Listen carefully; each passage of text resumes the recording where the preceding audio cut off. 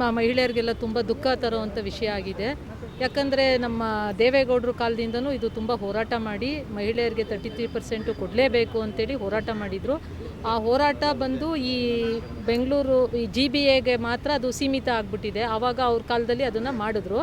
ಅದು ಮಾತ್ರ ಸೀಮಿತ ಆಗಬಾರ್ದು, MLAಗಳು ಕೂಡ ಹೆಣ್ಮಕ್ಳು ಬರಬೇಕು ಅಂತೇಳಿ ಅವ್ರು ಭಾಳ ಆಸೆಯಿಂದ ಭಾಳ ಹೋರಾಟ ಮಾಡಿ ಈ ಬಿಲ್ ಪ್ರಧಾನಮಂತ್ರಿ ನರೇಂದ್ರ ಮೋದಿಯವ್ರ ಜೊತೆ ಸೇರಿಕೊಂಡು ಎಲ್ಲ ಬಿಲ್ ಪಾಸ್ ಮಾಡೋದಕ್ಕೆ ಎಲ್ಲ ಥರ ವ್ಯವಸ್ಥೆ ಮಾಡಿ ಎಲ್ಲ ಮಾಡಿ ಆದಮೇಲೂ ಕೂಡ ಈ ಥರ ಮಾಡಿದ್ದು ನಮ್ಮ ನಾಡಿನ ಎಲ್ಲ ಹೆಣ್ಮಕ್ಳಿಗೂ ತುಂಬ ನೋವಾಗಿದೆ.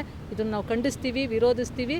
ಮತ್ತು 33% ಬರೋವರೆಗೂ ಕೂಡ ನಾವು ಹೆಣ್ಮಕ್ಳು ಹೋರಾಟ ಮಾಡ್ತೀವಿ. ಪ್ರಧಾನಿಯವರೇ ಎಲ್ಲರಿಗೂ ರಿಕ್ವೆಸ್ಟ್ ಮಾಡಿದರು, ಪಕ್ಷ ಸೈಡ್ಗಿಡಿ, ಮಹಿಳೆಯರಿಗೆ ಒಂದು ನ್ಯಾಯ ಕೊಡೋಕ್ಕೆ 50% ನಮ್ಮ ಥರ ಅವರು ಕೂಡ ರಾಜಕೀಯವಾಗಿ ಬೆಳೀಲಿ ಅಂತ ಈ ಬಿಲ್ಗೆ ಸಹಕಾರ ಕೊಡಲಿ ಅಂದರೆ ನಿನ್ನೆ ಸಹಕಾರ ಕೊಡದೆ ಬಿಲ್ ಪಾಸ್ ಆಗದೆ ಬಿದ್ದೋಯ್ತು. ಏನು ಹೇಳ್ತೀವಿ? ಇದು ಬಿದ್ದೋಗಿದ್ದಕ್ಕೆ ನಾವು ಹೋರಾಟ ಖಂಡಿತ ಮಾಡ್ತೀವಿ.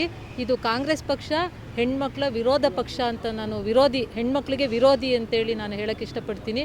ಯಾವುದೇ ಕೂಡ ಹೆಣ್ಮಕ್ಳು ಕೂಡ ನೀವು ಕಾಂಗ್ರೆಸ್ ಪಕ್ಷದಲ್ಲಿ ಇರಬೇಡಿ, ಎಲ್ಲರೂ ಬಂದು ಬೀದಿಗಿಳಿದು ಹೋರಾಟ ಮಾಡಿ ಮಹಿಳೆಯರೆಲ್ಲ ಒಗ್ಗಟ್ಟಾಗಿ ಎಲ್ಲ ಪಕ್ಷದ ಮಹಿಳೆಯರು ಒಗ್ಗಟ್ಟಾಗಿ ನಾವು ಈ ಮತ್ತೆ ಕಾರ್ಯರೂಪಕ್ಕೆ ತರೋದಕ್ಕೆ ನಾವು ಪ್ರಯತ್ನ ಮಾಡೋಣ ಅಂತ ನಾನು ಹೇಳೋಕ್ಕೆ. ನನ್ನ ಹೆಸರು ಕವಿತಾ ಅಂತ, ರಾಜಾಜಿನಗರ ಮಹಿಳಾ ಅಧ್ಯಕ್ಷರು.